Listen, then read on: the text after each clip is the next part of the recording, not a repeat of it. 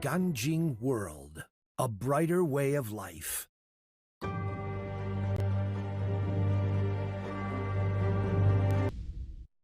Welcome to NTD Newsroom. I'm Don Ma. President Trump scores a legal win in the fight over immigration and federal authority and controversy at Dodger Stadium with conflicting reports from ICE and the LA Dodgers. Areas across Israel are under attack today from Iran. The damage the strikes have caused and what Israel says about the future of attacks on Iran. What are some of Iran's most effective warfare tools, and what are the risks of the U.S. getting involved in the conflict? We discuss with the national security analyst. An Ohio congressman says he was run off the road. Police have a suspect in custody after he allegedly threatened the Republican representative's family. The Supreme Court today cleared the way for gas companies to sue a federal agency. The case challenges approval of state rules that push drivers away from gasoline.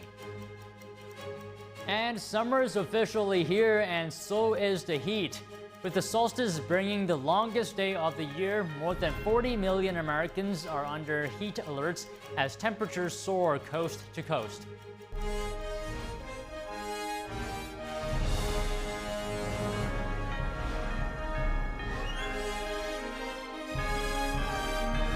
This is NTD Newsroom, live from our global headquarters in New York City.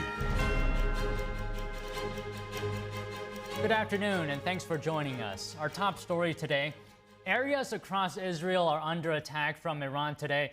Dozens are reported injured and multiple residential buildings are damaged. That says Iran's foreign minister is in Europe for talks with EU officials. NTD's international correspondent Arian Pastor has the Israel update.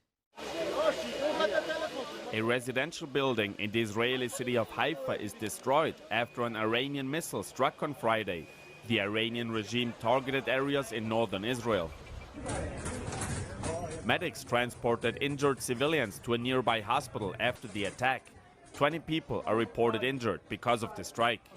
Meanwhile, in southern Israel, 6 people are reported injured and multiple apartment buildings damaged after the Iranian barrage on Friday. Destroyed cars could be seen in the area, which came under attack. The Israeli military now says it will intensify the attacks on Iran. We are deepening the strikes and will continue to strike. We have many targets to strike. We have been preparing for the length of this operation.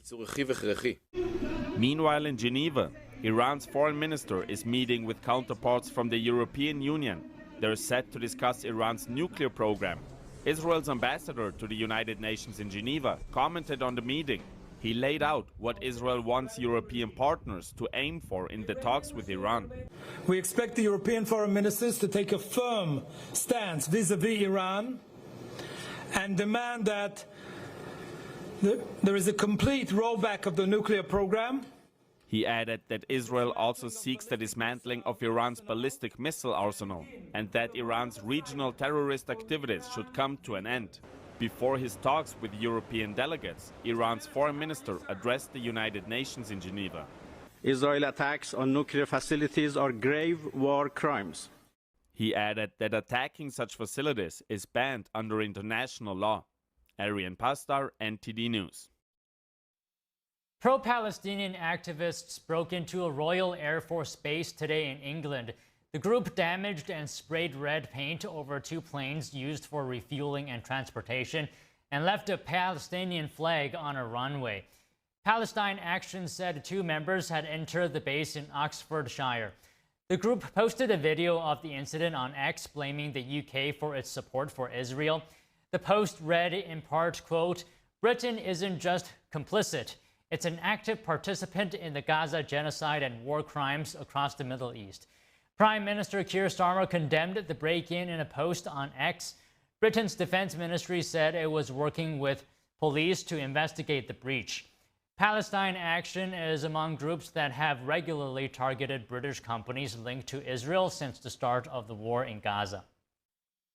Israeli strikes on Iran are met with mixed reactions among Iranians. While some support the Israeli strikes, they also hope for a positive outcome, such as a regime change. Some experts say this is a realistic scenario that would be best for the country. NTD's international correspondent David Vez reports from Paris. The Israeli attacks on Iranian targets have triggered divided reactions within the country, with some even celebrating them publicly. Experts said the internal crisis plaguing Iran, including economic hardship, political suppression, and a lack of national unity, have fueled widespread anger and disillusionment, leading some citizens to view foreign intervention as a possible catalyst for change. Spokesperson for the Iranian Renaissance movement, Nejad, says Israel's first strikes in Iran were a shock. That shocked the Iranian regime and also brought some excitement and happiness to majority of people, because those who had been eliminated were the famous people who were in charge for suppression of people during the uprising of Iranian 3 years ago, 6 years ago, and 8 years ago. Still, it is difficult to measure the level of Iranian support for Israel or the US. As Israeli airstrikes continue, civilian casualties are rising. Iran's health ministry reported at least 224 deaths so far, including 74 women and children. Although Israel says it's targeting military officials, some missiles have hit residential neighborhoods. Nejad says that Israel may only have a short window to gain the support of the Iranian public. If it continues without any, solid conclusion and toppling of the regime, people say, okay, just Israel wanted to destroy us without opening any, bright channel for us for the future. And that's not good. So the time is not with Israel, neither with the Islamic regime. And for sure, if any decision is made quickly for the next couple of days by President Trump, that might be very, very important and significant for destiny of the Iranian people. The regime has been severely weakened, with key figures killed in recent bombings. Nejad says two scenarios might unfold. One where Israel only destroys nuclear facilities, which would likely lead to years of even harsher repression by the regime.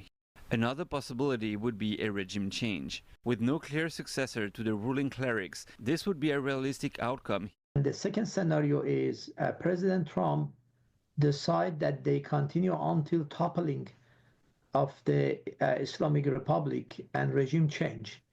That may bring a totally different destiny for the Iranian people. So I'm pretty sure there are elements at the relatively high level of the current government who communicate with the Americans and Israelis and try to make a transfer of the power from the current regime to a transitional government. He insists, however, that any transition must not involve foreign military intervention.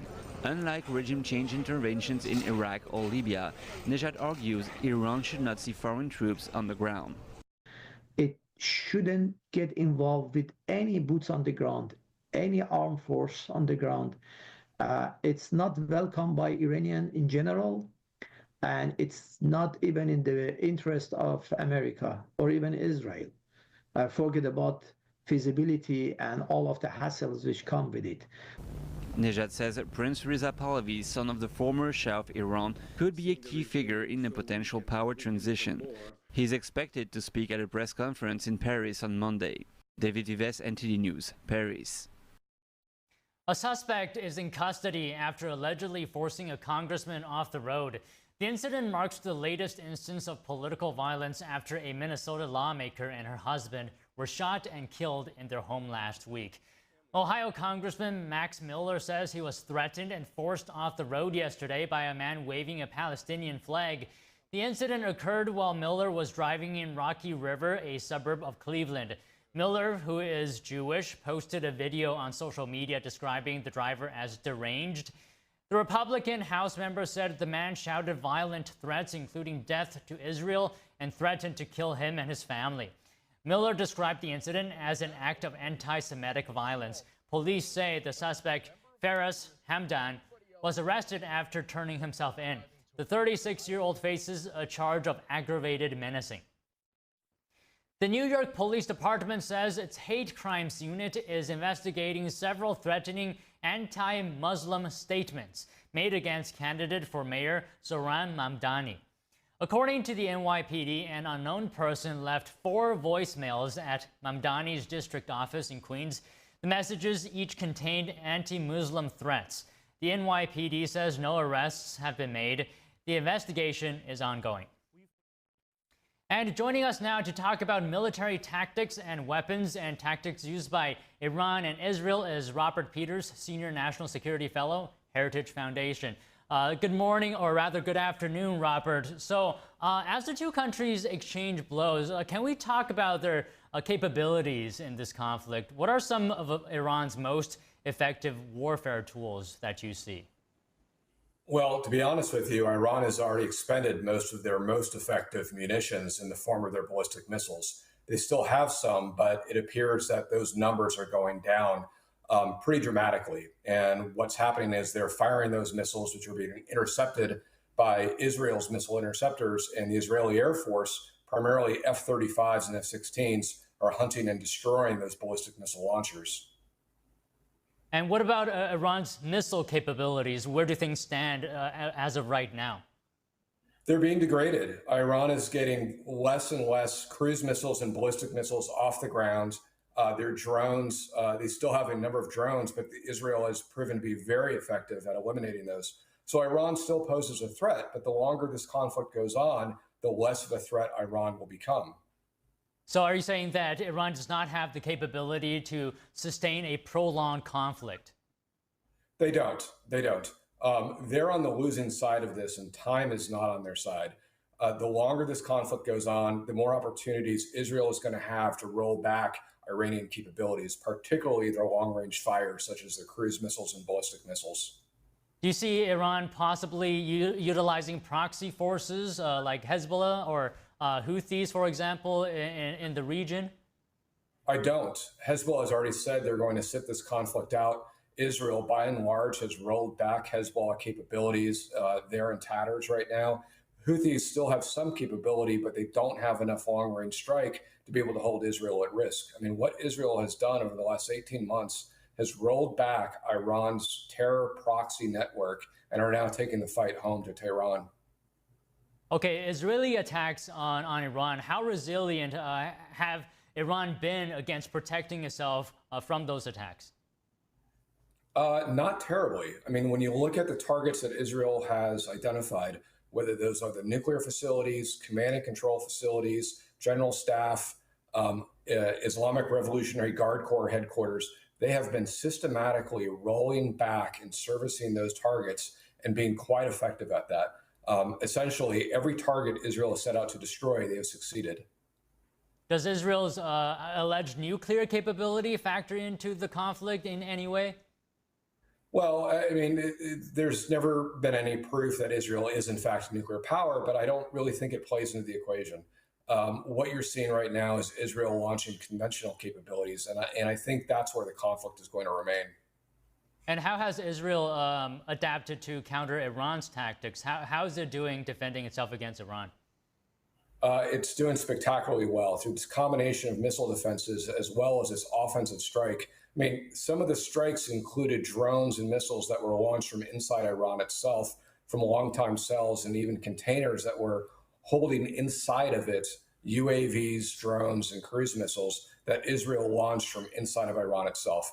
Israel has been incredibly imaginative and effective during this conflict. Okay, let's talk about the U.S. Aspect as well.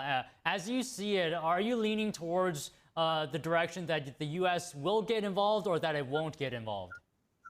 Well, that's, of course, up to President Trump, and no one can make that decision but him. But at this point, I think it is a very real possibility that President Trump may order some American heavy bombers, such as the B-52 or the B-2, to carry out precision strikes on key Iranian targets. And those would almost likely be the Iranian nuclear-related facilities, such as those at Fordo, using Earth-penetrating gravity bombs. So if President Trump made that call, that's likely the course of action he would pursue. Okay, can you elaborate a bit more on that? What kind of tactics would the U.S. use?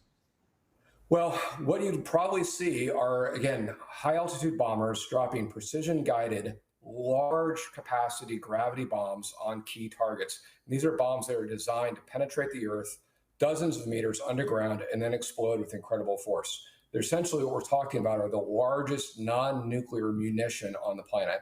And these are the types of weapons that only really the United States has. And so if you saw an attack come, you'd probably be seeing strikes coming from bombers operating anywhere from 20,000 to 30,000 feet above ground.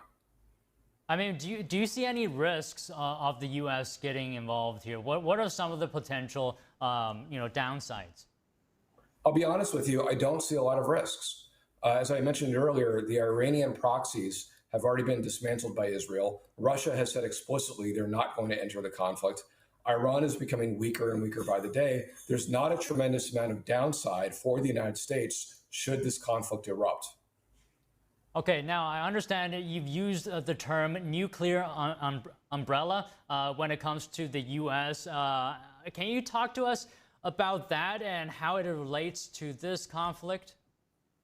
I really don't think that it plays that much into this particular conflict. The United States has the nuclear umbrella extended over its key allies in Europe, particularly those in NATO, as well as Japan, South Korea, and Australia. This is not really an instance where that particular capability would come into play. Okay, but why is extended deterrence, as you've talked about, a stabilizing force?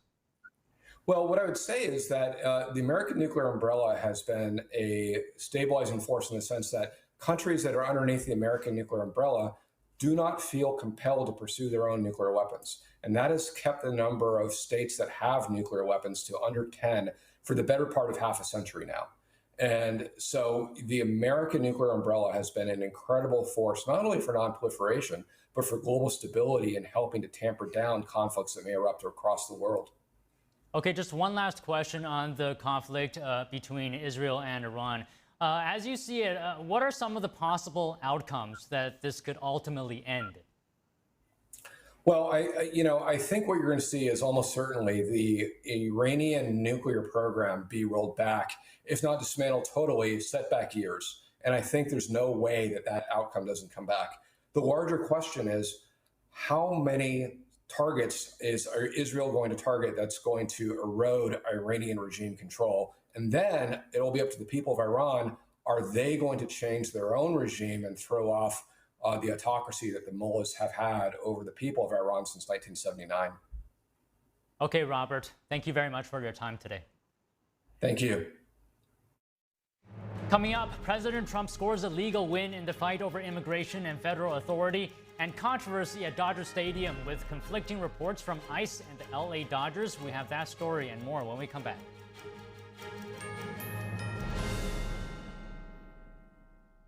Discover the ancient secret to vitality and longevity with Puretang Black Ginseng. Crafted from premium 6-year-old Korean ginseng, each root is carefully nurtured for over 2,260 days, undergoing a traditional 9-round handcrafted process of steaming and drying to unlock full potency and absorption. Experience pure, natural energy with Puretang Black Ginseng. Order now at puretang.com. I'm Ilka. I live with my daughter and with my grandchildren. There's a sense of comfort that comes with eating a good meal. We try to make the most, of what we have. We have rent to pay, and then there are lights and there are gas. And while my daughter and I both work, it still just doesn't seem like there's enough to go around sometimes. Every day, millions of our neighbors face hunger, including 1 in 5 children, and food costs keep rising. Please call or go online right now to join Feeding America with your gift of just $19 a month, only 63 cents a day. Your monthly support can fill plates with nutritious food for families across the country and in your community, thanks to a nationwide network of food banks and volunteers. If you were over and playing with us, you were part of our family and you were going to eat. A real cook can take nothing and make something. No one should ever have to wonder if they will have enough to eat, and our neighbors are working hard to feed their families every day. Call or go online now. Visit helpfeedingamerica.org and give $19 a month. 98% of donations go directly to help millions of people facing hunger from coast to coast and in your own community. Use your credit card and you'll get this exclusive canvas grocery bag as a thank you for joining hands with people across America to help end hunger. Some of the lessons that I hope that my family will take, it is important to treat people the way that you want to be treated. I have carried on the tradition of loving people through food. Please call right now or go online to make a monthly gift at helpfeedingamerica.org. Your support helps our neighbors bring food home to their families. Big things are happening at Mathis Home. Their everyday low prices are now even better. Shop price drop alerts and save up to 25% off store-wide. Shop the latest looks in dining rooms, all at big savings. This set is a great deal, perfect for family get-togethers. You get the table and 4 side chairs for just $7.99 in your choice of finishes. They have over 100 dining sets in stock with fast and free delivery. Look for price drop alert tags and save now at your furniture superstore, Mathis Home.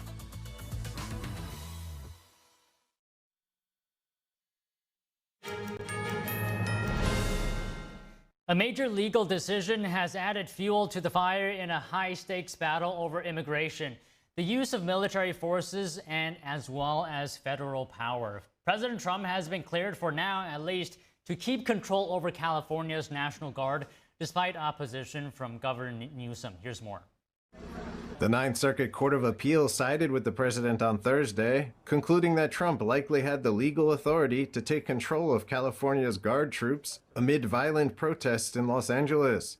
The court cited a federal law that allows the president to assume command of the National Guard when the president can't enforce U.S. laws with the regular forces. They said that condition had probably been met in L.A. because protesters hurled items.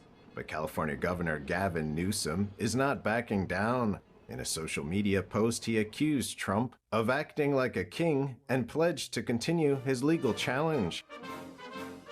Trump, for his part, celebrated the court's decision, calling it a victory for public safety. He reiterated that the federal government will step in when state and local forces cannot. While the court affirmed the president's likely authority, it also clarified that it wasn't ruling on what specific actions federalized troops may or may not lawfully perform. Meanwhile, Immigration and Customs Enforcement is resuming enforcement operations at farms, hotels, and restaurants. This time, it says it will focus more sharply on criminal activity.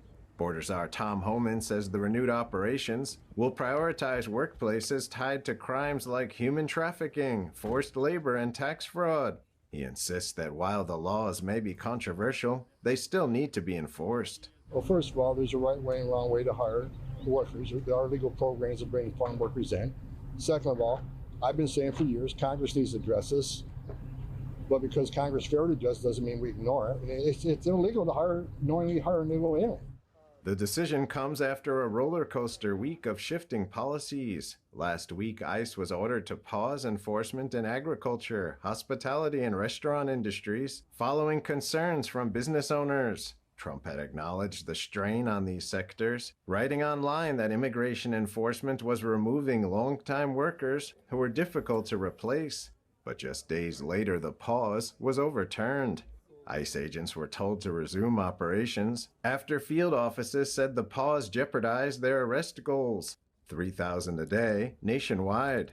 Homan emphasized that ICE will now proceed carefully, targeting high-risk locations instead of broadly sweeping workplaces. We will concentrate on work sites on a prioritized basis, just like we do at large operations.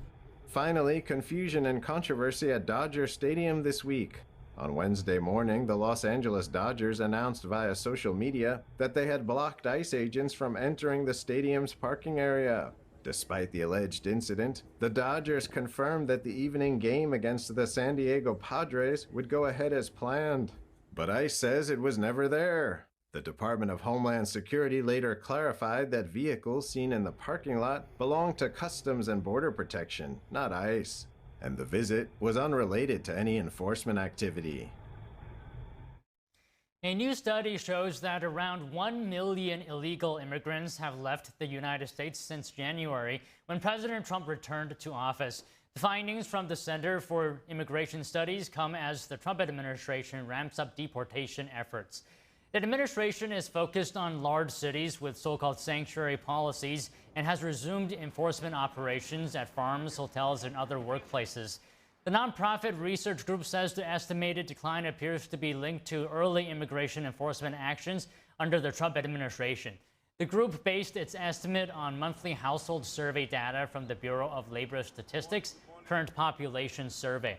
Despite the decline, the study estimates that nearly 15 million illegal immigrants remained in the country as of May 2025. A high court win for energy companies. A majority of Supreme Court justices today are allowing fuel producers to proceed with their lawsuit against the federal agency. Here's more on that, as well as a win for victims of terrorism abroad. Fuel producers can challenge California's emissions regulations. The Supreme Court on Friday said they are not barred from advancing a lawsuit against the EPA.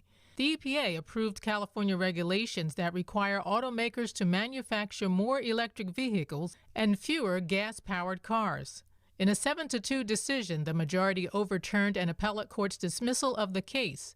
In the case below, the EPA didn't challenge the company's standing under Article 3 of the Constitution. However, California and several other states with similar regulations intervened to defend the EPA's approval. Justice Brett Kavanaugh, writing the majority opinion, acknowledged that the regulations are not directly imposed on the fuel producers, but said they clearly will impact gasoline purchases and cause monetary injury. Justices Sonia Sotomayor and Ketanji Brown Jackson dissented. Also on Friday, a tripled jury award of nearly $219 million will stand. The High Court unanimously upheld a federal law called Promoting Security and Justice for Victims of Terrorism. In 2019, the law amended the Federal Anti-Terrorism Act, which had created a right for American victims of terror attacks outside the U.S. to sue in U.S. courts. Under the amendment, the Palestine Liberation Organization and the Palestinian Authority indirectly consent to being sued in the U.S. when they pay terrorists to kill or injure Americans. The Palestinian Authority operates a so-called Martyrs Fund that sends money to the families of Palestinians who were killed, imprisoned, or injured while committing acts of violence against Israel. The plaintiffs, family members of American victims killed or injured abroad, had successfully won a 7-week trial in 2022. Arlene Richards, NTD News. As Senate Republicans work towards advancing the president's big budget bill, debate is emerging about how aggressively to slash green energy tax credits. NTD's Melina Weiskamp has more. The Senate's budget bill phases out green energy tax credits, though less quickly than the House's version of the bill. It's an issue Republican senators aren't unified on. Some want a less aggressive approach. Senator Tom Tillis wants a targeted approach and not a full repeal. Senator Shelley Capito, whose state is home to hydrogen hubs, wants more flexibility on the timeline. Meanwhile, Democrats are railing against the repeals altogether. I can tell you this Senate bill, as it's written now, is a stake in the heart of the solar manufacturing industry. And the reason this is so important is because of growth, we need more energy. And even people who run gas companies are saying we need the electrons from renewable energy. The Energy Secretary this week pushed back on the idea that the administration aims to stop the solar industry from advancing. Nobody's proposing to stop solar power, right? The idea is it's been subsidized for a quarter of a century, and it should compete on its own. And it will. Solar will continue to grow. It'll continue to get built. That's happening right now. The Senate's bill will phase out solar tax credits slowly, an approach some Republicans aren't happy with. Congressman Chip Roy said this must be changed or the House loses his vote. Roy said the president rightly campaigned on terminating the Green New Scam subsidies. It's destroying our grid. It's subsidizing China. China currently dominates solar manufacturing. Reporting from Washington, D.C., Melina Weiskamp, NTD News. A new variant of COVID-19 fueling a surge in China, NB181, also called Nimbus, has now been detected in over a dozen U.S. states, including California, New York, and Illinois. Doctors in China expect a nationwide peak in infections by July. The variant causes sharp sore throats, described as razor blade throat, as well as fever, vomiting, and diarrhea. The CDC estimates the variant already accounts for more than a third of U.S. cases. While it's highly transmissible, global health officials say it's no more severe than previous strains. Despite the rise, the WHO has classified NB181 as a variant under monitoring and says current vaccines are expected to remain effective. Florida has subpoenaed 2 medical companies selling Chinese-made patient monitors. The state's attorney general says there are concerns the devices could send patient data to China. The 2 companies are Contech Medical Systems and Epsimd. Florida alleges Contech concealed serious security problems in its products. That includes a built-in backdoor that could allow bad actors to manipulate data on the devices. Another issue is programming that automatically sends patient information to an IP address that belongs to a university in China. The Attorney General called the problems a major consumer protection issue. Epsimd confirmed they have received the Attorney General's request and are cooperating. Contech didn't immediately respond to a request from the Epoch Times newspaper for comment. The first big heat wave of 2025 has arrived, and it coincides with the official start of summer. With the summer solstice marking the longest day and shortest night of the year, more than 40 million people in the U.S. are under heat alerts. Temperatures in the Midwest are expected to crest well into the 90s this weekend. Triple-digit highs could pop up in New York, Philadelphia, Washington, and Denver. The peak will likely hit the East Coast early next week. So if you're heading outside, take precautions and stay hydrated. What were Israel's main military objectives in launching Operation Rising Lion? And how successful were they in the first few days? An Epoch Times defense reporter breaks it down for us after the break.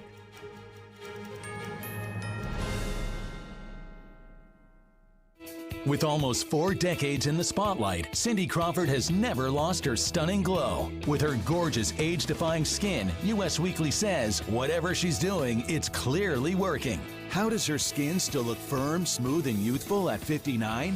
It's meaningful beauty. And now, with new advanced formulas, it's better than ever, delivering our age-defying ingredients even deeper into the skin to fight wrinkles where they begin. Just wait until you see the difference meaningful beauty can make for you. Instant hydration, instant plumping. My skin looks amazing. What I'm most proud of is over 5 million women have trusted Meaningful Beauty, and they're getting great results, and I get that feedback from them in airports, supermarkets, walking down the street, and I love it. And today, we are celebrating 20 years of Meaningful Beauty with a brand new offer you don't want to miss. You can get the entire advanced Meaningful Beauty system with all 5 age-defying super treatments. And when you order today, you'll receive our Targeted Treatment Duo, a $128 value free. Introducing the Wrinkle Smoothing Capsules to target crow's feet, forehead lines, and lines around your mouth. Plus, you'll also get the new Skin Renewing Facial Tool with heat, massage, and red light to boost the absorption of the wrinkle smoothing capsules and reduce the appearance of puffiness. The Skin Renewing Facial Tool and the Wrinkle Smoothing Capsules together create Meaningful Beauty's amazing Targeted Treatment Duo. This plus this equals incredible results. Get all this, a $300 value for just $49.95. But you must act quickly. Results guaranteed or your money back. If you haven't tried Meaningful Beauty yet, this new offer is something you don't want to miss. This special offer is not available in any store, so don't wait. Scan the code, call the number below, or go to meaningfulbeauty.com right now. To celebrate our newest launch, Rev 7, I'm bringing you an amazing introductory offer, plus an exclusive overstock sale that you're not going to want to miss. Rev 7 is our premium energy drink that tastes great and gives you energy all day with no jitters and no crashes. That's because there's no sugar and no caffeine. I'm so sure you're going to love Rev 7 that for a limited time you can try our 3-pack absolutely free. Or check out our Percale bed sheets. I can't believe I'm even going to say this. Every color, every style, every size, only $29.88. So go to mypillow.com or call the number on your screen. Use your promo code to save 20% on our Rev 7 12-packs or try our introductory 3-pack absolutely free. And our Percale bed sheets, All sizes only $29.88, even the queens and kings. Inventory is extremely limited, so order now.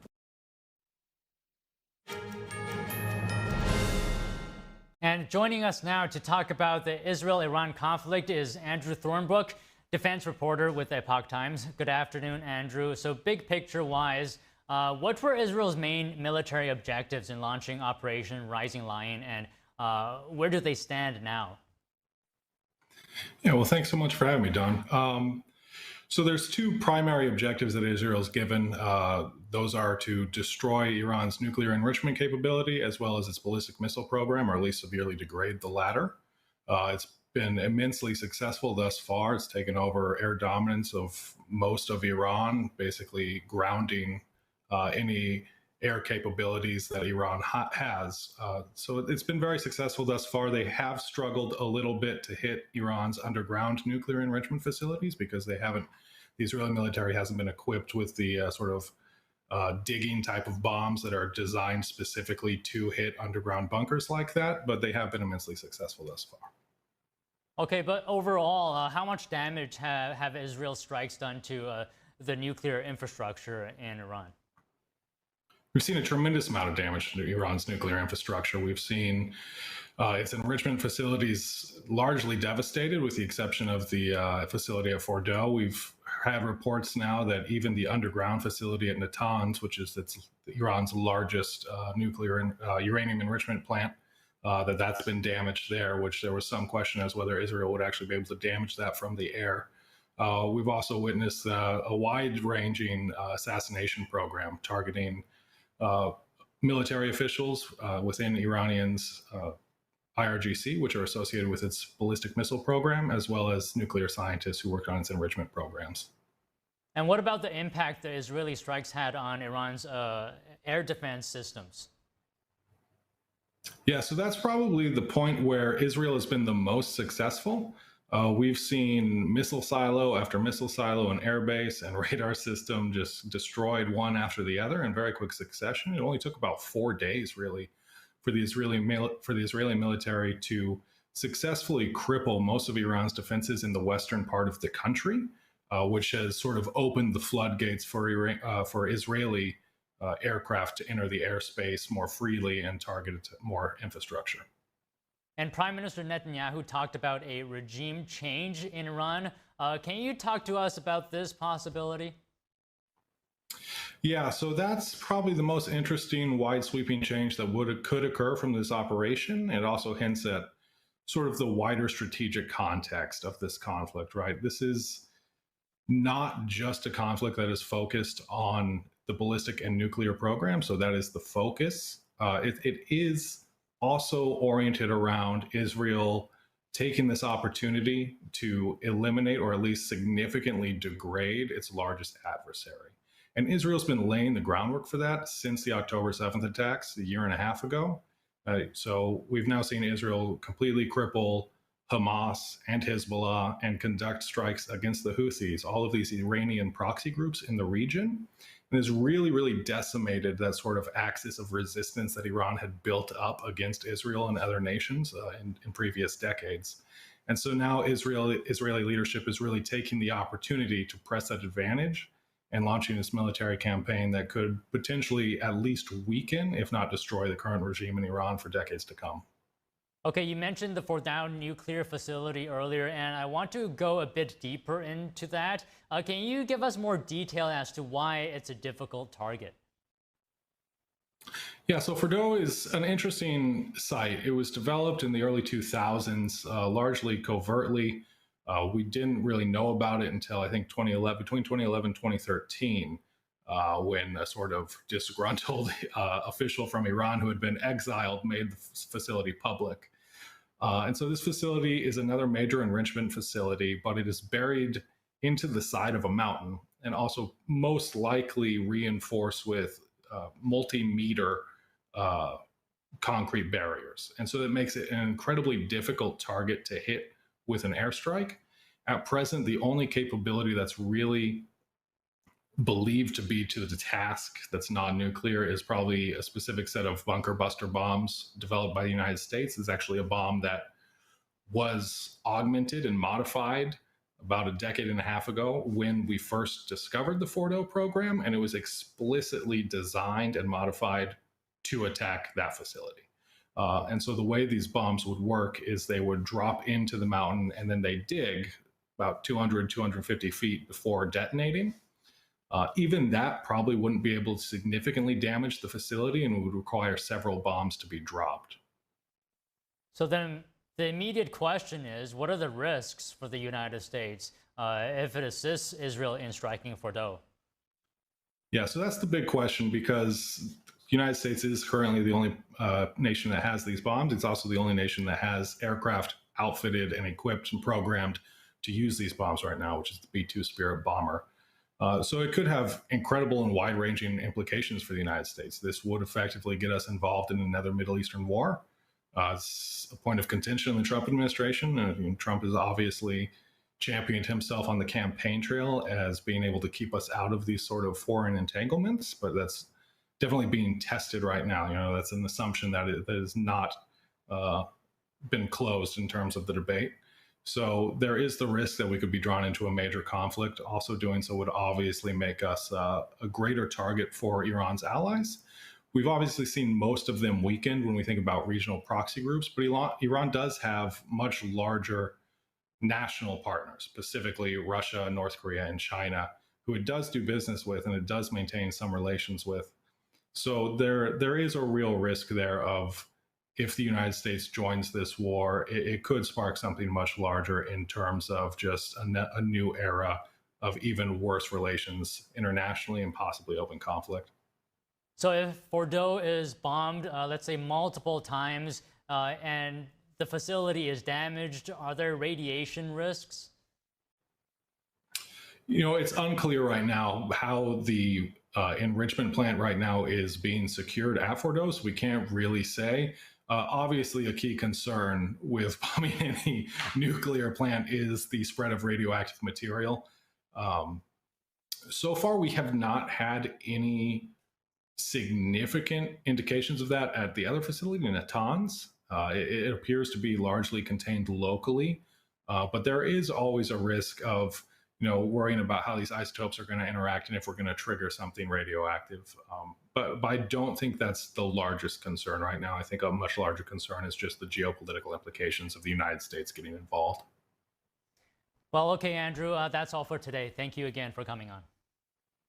Thanks so much for having me, Don. It's a pleasure to be here. Next, the last living American hostage to be released from captivity in Gaza returned home yesterday. Here's more on his arrival. We're in Tenafly, New Jersey, where Edon Alexander has just returned home. He just came down the street here in the motorcade. He is the last American hostage to be released from Gaza, and we're so thrilled to have him back home. There's lots of people here on the streets, and I'm joined by Jason Meister, who also lives here in Tenafly. He's a family friend, and he's also an advisor to the Trump administration. So, Jason, this is quite an incredible moment, isn't it? It's just an incredible time to be alive. An American president saved an American citizen. It's just an incredible American moment. And I should say, with all that's going on right now in the world, with the conflicts in the Middle East, what an incredible timing that Edon got home, because if he hadn't gotten home when he came home, he may never have come home. Edon's release was the result of indirect negotiations between the United States and Hamas. Israeli Prime Minister Benjamin Netanyahu thanked President Trump for helping to facilitate Edon's freedom. Supporters, big and small, told us how happy they were to see him.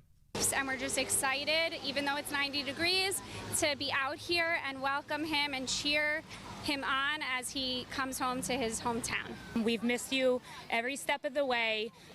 Whether we know you by person or just your name, Tenafly supported you and watched your story, and we're just so happy that you are home. The kids all every day asking when's Edon coming home, and we can finally tell them today. My dad is friends with Edon's dad, and I don't personally know him, but I think it's a very big day here in Tenafly, so everyone should gather around and welcome him home. Welcome home, Edon. You've been so brave during this process, and yeah, welcome home, Edon. Welcome home. I'm really happy you're back.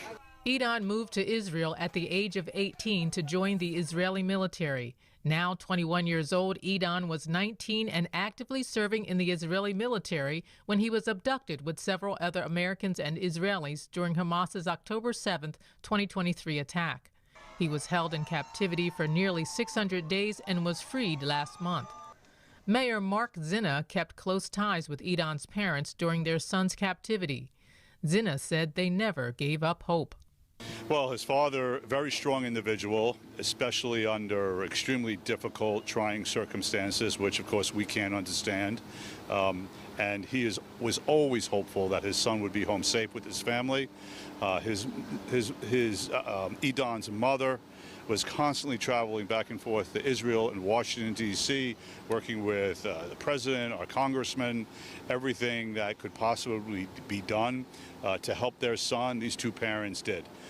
The mayor planned a welcome celebration for Idon at the town square. Idon chose to stay home and spend time with his family.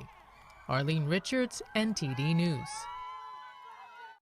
British lawmakers just passed a bill to legalize assisted suicide. Today's vote puts the UK on course to follow Australia, Canada, and some U.S. states that allowed the practice.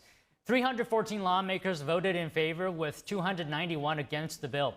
The legislation has been dubbed the Terminally Ill Adults End of Life Law. The bill means that mentally competent, terminally ill adults in England and Wales could seek medically assisted suicide. Only individuals expected to live for 6 months or less would be eligible. Supporters say it will provide dignity and compassion to people suffering. Opponents worry that vulnerable people could be coerced into ending their lives. The bill now proceeds to Britain's upper chamber, the House of Lords. Ukraine's most strategic port city is dealing with the aftermath of a Russian drone attack today, and it's not the only city affected by the attack. At least one civilian is reported dead and almost 20 injured. Odessa is Ukraine's largest Black Sea port. It's crucial for imports and exports. The city has been under constant missile and drone attacks since the war began. Footage from today shows buildings on fire and destroyed cars. Officials say there's damage to civilian infrastructure, including residential buildings, a school, and a gas pipeline. Ukraine says Russia launched almost 90 drones overnight. Most of them were shut down or redirected using electronic warfare. However, the military reports that 8 drones managed to strike targets. It's not clear how many hit Odessa and how many struck Kharkiv, which also was attacked. Reports say 4 people were injured there, including 2 children. State Department Press Secretary Tammy Bruce is holding a press briefing right now. Let's take a look. Offering direct U.S. government-assisted departure from Iran. Americans seeking departure should take advantage of existing means to leave. The Department of State has provided information and support to over 25,000 people seeking guidance regarding the situation in Israel, the West Bank, and Iran. And on Iran, I want to reiterate the statement from President Trump, delivered by my colleague EP Caroline law. We're yesterday. winning Quote, is no accident. Negotiations Your brain is still that may developing, or may and not using take weed can lead whether or not to go. All right, moving on from that, on to Canada. The country will soon adopt tariff measures to address risks associated with what it calls unfair trade in steel and aluminum. Prime Minister Mark Carney said yesterday the steps will also tackle persistent global overcapacity. Listen. As you know, the U.S. tariffs on steel and aluminum are global tariffs. They're not targeted specifically at Canada, but they, of course, affect our steel industries and our workers. And one of the consequences of that effect, or prospective consequences, is that steel from other countries, from third countries, start to come into Canada if we don't protect our industries. So we're setting these quotas. It's a long word, tariff rate quotas, but a quota for the amount of steel that can come in from third countries. President Trump this month doubled the tariffs on imports of steel and aluminum to 50%. The move could hurt Canada, which is the largest seller of the metals to the U.S. Prime Minister Carney called the tariffs destabilizing and said Canada will respond by setting new tariff rate quotas. Those quotas will cap 2025 imports of steel from non-free trade agreement partners at 100% of 2024 levels. And this is a step he believes will help stabilize the domestic market. Carney said earlier this week he agreed with Trump that the two nations should try to wrap up a new economic and security deal within 30 days. Okay, now we're going to go back to the press conference held by Press Secretary Tammy Bruce of the State Department. Texas to announce General Order Number 3, declaring that all enslaved people in Texas were free. More than 2 years after President Abraham Lincoln's Emancipation Proclamation had officially ended slavery in Confederate States, I should say. This day, now known as Juneteenth, has become a profound commemoration of freedom and resilience. So I hope you enjoyed yesterday. And we are here today, and I'm ready for your question, shall we? Yes, Daphne. Thank you so much. So on the 25,000 that you said the State Department has provided information to, is that U.S. citizens who are seeking information on leaving Israel, the West Bank, and Iran? It's information in general. So it would be a combination, I'm sure. But it's general information, conditions, perhaps departures as well, but general information. Okay, and do you have any numbers on the number of U.S. citizens that are seeking information on departing Israel or Iran?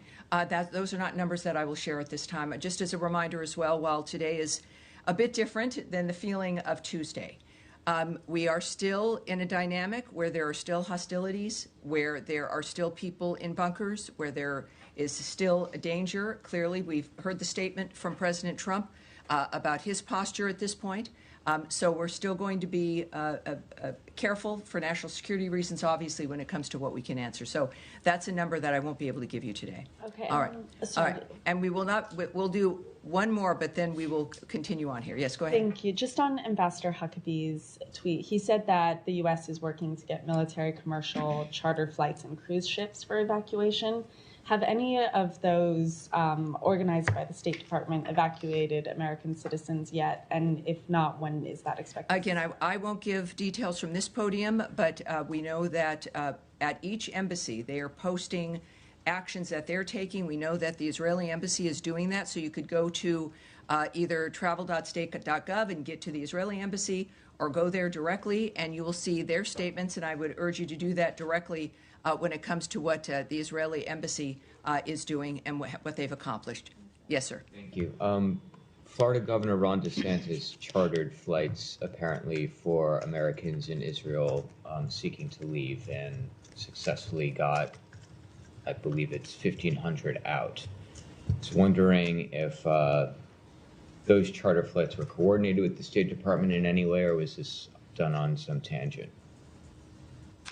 Well, I think that there's, and we know that there, of course, are some independent efforts to get American citizens out of those areas, and when we suggest that people take advantage of existing means, we would include, of course, the nature of other opportunities to leave, independent efforts, independent groups managing those dynamics. As far as the DeSantis effort, I would suggest you call the state of Florida, call his office, and I'm sure that they'll get you more information. All right, Nadia. Thank you, Tammy. Since the president said there is substantial opportunity for negotiation and has given it 2 weeks, why not send in a U.S. representative to join the Europeans with the Iranians in Geneva today? And second, Mr. Grossi is worried that if Bushehr reacts... Let me answer your first one first, if I may, and then we'll follow up with your second. First of all, Geneva is a discussion involving the Europeans. Of course, we're working on many different fronts and have from the beginning here in leading the nature of finding a solution to this problem. And we certainly continue to. The President's made it very clear, as he has, again, not just about this issue, but every other war and conflict that he's trying to stop. And also with his statement that he would allow to make a decision within the 2 weeks because of the potential. So those efforts continue on. How we're pursuing those efforts are up to the president, and he's making those decisions and anticipates that it might be worth waiting those 2 weeks. But other than, I can't characterize the why or the how. But I think it's important. One thing I think of the many that Americans have learned about President Trump is to believe what he says, to know that he'll deliver, and to not second-guess the nature of the choices he's making. Great. And second, Mr. Grossi is worried about reaction coming from Bushehr if it was attacked. So are you worried that as a result of these attacks on any of the reactors that actually we might have a nuclear radiation? Well, certainly. I'm not going to speculate on the impact of the nature of what is transpiring in any country in this regard. I know that Israel has issued statements afterwards in dealing with any concerns regarding the actions that they're taking, and I would refer you to the Israeli government in that regard. But I'm not going to speculate on a hypothetical dynamic at this point. All right, yes? With regard to the talks taking place today, well, concluded today in Geneva, does the Trump administration believe that they were productive in paving the way for diplomacy? Well, I don't want to characterize what the Secretary of State may think of what has happened. I know that the government as a whole, that we're hopeful for every new opportunity, every new effort to have this come to a conclusion that is diplomatic. That is something clearly we've seen in the president's posture. So while I won't be able to characterize it about what their opinions are at this point, I think at some point we may find that out. But I do know that we do hope that every effort is successful. Two more quick questions. Is the Secretary planning to get on the phone with any of those foreign counterparts that were in the meeting later today? Well, I know that, of course, he's headed to The Hague next week. And so I know conversations, no doubt, will happen there about a whole number of issues. All right. And then, yes, sir. We'll move on here. We'll move on here. Yes, sir. Go ahead. The Secretary's Hague trip. When he was in Brussels in early April, he told us that it would take a few days or weeks, not months, certainly, for him to assess whether or not Putin was serious about ending the war. Today, we have all seen Putin's statements. So he himself made it clear that he has no intention to end the war and the killing. He even discussed, more territories to seize.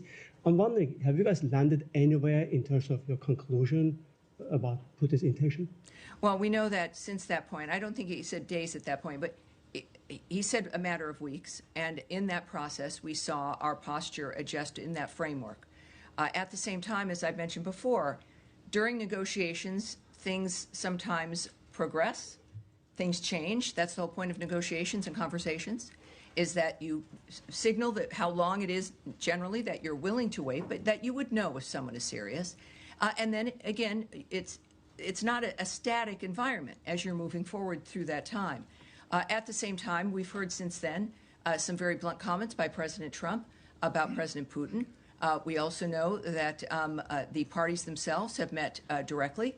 And I think that that's also where we've landed at this point in comments from both the President and Secretary of State, that the only way this is going to end is for the two parties to meet and come to a conclusion and a decision and some kind of an agreement. That is where it is. And, of course, we are always present. We remain concerned and issued comments a couple of days ago about the nature of what's happening in Ukraine and the death of an American. So we are there. We have been, of course, Ukraine's biggest supporter, and we continue to hope for and work with and observe the nature of how the conversations are going at this point between the two parties. And that, like every other negotiation, can change one way or another. But that's our posture at this point. Of course, America is still involved, and we're clearly making our presence, our caring about the situation known, and that's where we're at this point. Point taken, Tom. But in light of today's comments, as I mentioned, Putin's comments, and also his press secretary said that now we have a strategic advantage, quote. Why should we lose it? We're going to move forward. So in light of those comments, why not calling them out for not being serious about the peace process? Well, again, we're not in just a world where when we see something online that we are going to choose how we're going to respond as an individual. There are many different fronts always in every situation that we remain involved in.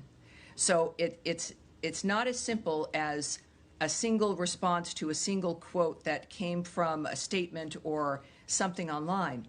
This is about dealing with certain situations in a complex manner. only the president can make the decision about how to proceed. Only he knows all the elements about what's important and how we're going to make a difference. And that's where we have it. Is, as I term it, as I did a couple days ago, there is one guiding hand to the choices that we make, and that would include with Russia, Ukraine, and every conflict he's trying to stop. All right. Yes. No, we are gonna move on here. Thank you, sir. All right, to go back to Iran just for of two course, questions. Of course. One, just for clarification, have any Americans been killed or injured in Iranian strike so far? You know, I don't think so. Is that? Do we have numbers, or is that something that we've been able to? Let's take that back and see where things stand at this point.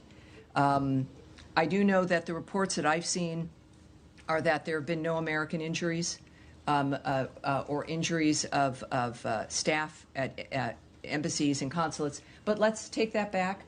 And again, I would caution, obviously, this is a shocking continuation of a war that affects many countries, and we'll get back to you with with the latest that we have. I suppose the flip side, thank you, we would appreciate an update. The flip of course. Side would be if and again, just a reminder for people watching, when we say we're going to take it back, it means we get the answer and get it directly to the reporter and then have it, and obviously in this case, as a fluid situation, we'll continue to watch it. Thank you. And insofar as you're looking into it, if there are American citizens in Iran, which we haven't gotten an estimate of how many Americans might be in Iran, sure. If there are injuries or deaths there, we would also be interested. Well, yes, you know, again, the messaging is for also Americans who are in Iran, and again, urging them to go to travel.state.gov, and we're certainly aware of them. Our task force is working on all of this for every American who is in that region, which provides a different dynamic for some, whether it is, of course, Israel, Iraq or Iran, et cetera. Wherever they may be in the Middle East, we're there for them. Thank you. The other question is on diplomacy. So we understand the Special Envoy Steve Witkoff is in some sort of contact with the Iranians. How would you encourage us to think about that contact? Is that a prelude to negotiations? What's the nature of that of his engagement with the Iranians? Well, I wouldn't characterize it at all, except there are things that we know, which is that there had been negotiations, that we had gotten Iran to the table. We'd been having those conversations, led by Special Envoy Steve Witkoff. And we know that the president, from his statement, which is, I think, worth noting again, because it's very specific in its nature, and also, I must say, when I saw it, very Trump-like in his statement, as a man who is serious about everything he addresses, but in this particular kind of way, when it's existential, life and death, that he genuinely, it's not posturing. He wants to have it be solved diplomatically. He knows it can be. He knows, based on what he's accomplished already in the past, and the nature of human beings, which in business you learn a lot about as well, but certainly in his governmental experience and as a leader. Again, he said, directly from the president, quote, based on the fact that there is a substantial chance of negotiations that may or may not take place with Iran in the near future, I will make my decision whether or not to go within the next 2 weeks. On that front, do you have an understanding of why there's now a 2-week window for diplomacy? Because at the same time, the White House said yesterday they understand it might be a couple of weeks before the Iranians achieve a nuclear weapon. No, but he has his reasons, and he's the one who knows, and that is the specificity of his statement. And I'll leave it at that. All right? Thank you. Yes, sir, at the end here. So on Ukraine, you said that... Can you tell me your name and your outlet? Oskar Gurzyński, Polish press agency. Go ahead. So, you said that you're not going to react to a single quote from Russian officials, but over the past few weeks, Russia has made it pretty clear that they're not interested in real negotiations. They killed a U.S. citizen. They struck the Boeing office in Kiev, and the president has repeatedly threatened sanctions on Russia if that happens. So why no action yet? I mean, how does that How does that show peace through strength? Well, this is one of the reasons why we don't have negotiations in the press, debates between people reading things on the news, quotes in newspapers or made in a moment or on a website, that there are much more complex things that are happening. Other conversations, the culmination of multiple other negotiations with Iran is an example in one case, summits and negotiations with Russia and Ukraine, the parties themselves meeting. We've always said that we will not take, essentially for Russia, we're not going to listen to what they say, we're going to watch what they do. That remains true. But what you would do in this moment is not at issue. What matters are the people who've been involved for months now, dealing with the parties directly, the leaders of countries in the world, but the most powerful leader in the world right now, Donald Trump, who would likely know a little bit more about the nature of the situation than you or I, and I think you might have to agree that he may know more. So I think it's important to not second guess the president, and to not speculate, and to not presume that what he's doing is not in the process of peace, but in fact specifically in that track. And I'm wondering for Matt Lee, who's been studious with his phone, if you do have something you'd like to ask or add. I actually do. I'm surprised. My question is about Matt Lee of the Associated Press, for those of you who don't know him. The two people in the world. Yes, sir, go ahead. Of the 25,000, you said that you couldn't break it down. That's correct. How many were Israel, how many were West Bank, and how many were Iran. That's right. But is it correct that the only evacuation flight that has happened so far was the one for embassy staff and family members on Wednesday? I will not characterize that or agree with you or not. I won't give you an answer to that. Sorry. It's one of those things we can't hear. In the days prior to this conflict, I might go back and forth with you, but I can't answer that. Okay. Well, because there was a comment from the embassy spokesperson about actually. So are you aware of when these people call, I assume they're calling the number that... Yes, they are. I've called that number. I don't know if many of you have. You called that number? You can call that number, and you'll get someone from... You don't go on to permanent hold? No, they're busier now. After the briefing Tuesday, they're busier. So, but be persistent and do the form online. That's always a good idea. So the 25,000 people who have reached out, yes, reached out via that platform, either online or calling. Correct. And they, do you know how many of those 25,000 have then taken the information that they've been given or the guidance that they've been given, and then left? There's data that I won't be sharing, and even in general, it's not data that I can share with you. The fact that we got the number from the team, I felt really excited about. Now you're making me feel like it's not so good. No, it is. It's a great number, but I will not break it down. Okay. I will not go into descriptions that highlight a situation or an environment within this region of conflict. I don't think it's wise. All right, thank you. Thank you, sir. All right, yes, sir. Back. Thank you very much. I have two questions. Regional sources reported that Iran is using human shields to protect its military bases and forces. Same thing Hamas did in Gaza. This tactic has reportedly been employed in several areas, including Kermanshah city in Iranian Kurdistan. Do you have any information on this, and would you please be willing to comment? What I can say, it's going to be brief. You won't necessarily like it, but I can say that we are aware of those reports, that the Iranian regime is using human shields to protect its military bases and forces, and I have nothing further for you at this time, but we are aware. Yes, sir. Next. Well, you have one more? Yes, one more. All right, and then we'll come directly to you. Yes, sir. Danny Danon, Israel's representative to the United Nations, claimed that Iran has attempted to assassinate President Trump and Prime Minister Netanyahu. He said today at the United Nations. Do you want to comment on it? No, I would suggest you contact the ambassador, but I have no comment on that. Yes, sir. All right, now, yes. Thank you, Tammy. To question one on Iran and the other one on Iraq. I'm sure you may have heard from the Iranian foreign minister, which he said that we are not coming back to the table unless the Israeli stops strikes on Iran. And they are not going to negotiate with the U.S. until the U.S. will stop Israeli to attack Iranian. Are you willing to broker a ceasefire if that helps you to make a deal with Iranian? Obviously, I can't speculate on that. I'm not going to characterize what's happening now or the reaction by the President or the Secretary of State to what those negotiations might be. So you know that's a standard basis here, is we're not going to do that.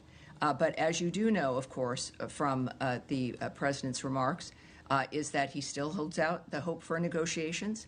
And there's also been a reinforcement that Iran and its proxy should not target U.S. interests or personnel, and if they do, the consequences will be dire. So we can reinforce that. And of course, the ultimate red line, which has been repeated constantly, because it's what the President sees as being the most important aspect, is that the Iran cannot have a nuclear weapon. That is not a negotiable dynamic. And, all right, yes, sir. Another question on Iraq. Yes, sir. Go ahead, please. No, we'll keep going here. I have a non-Middle East question. Yes. We're getting reports that Japan has canceled the annual security talks known as 2+2 with Secretary Rubio and Defense Secretary Hegseth because of U.S. demands for them to increase their defense spending. Do you have any comment on this? And has Tokyo communicated with No, I have Washington? no comment on that at this point. Thank you. Yes, ma'am? Thank you. Tell me two questions, one on China and about the Iran and Israel war. It was reported that the Chinese cargo plane was headed to Iran. Has there been any detection of Chinese actions or cooperation to support Iran? Let's take that back, shall we? Get back to her with an answer on that. What is your next one, please? One more question, please. Iran's nuclear weapons are threatening the entire world. And that was Tammy Bruce, spokesperson for the State Department, answering reporter questions on the Middle East conflict between Israel and Iran, also saying that the department has already helped 25,000 Americans in the region, getting them answers to questions and more information on what they need. All right, next, areas across Israel are under attack from Iran today. Dozens are reported injured and multiple residential buildings are damaged. That's as Iran's foreign minister is in Europe for talks with EU officials. NTD's international correspondent Arian Pasdar has the Israel update.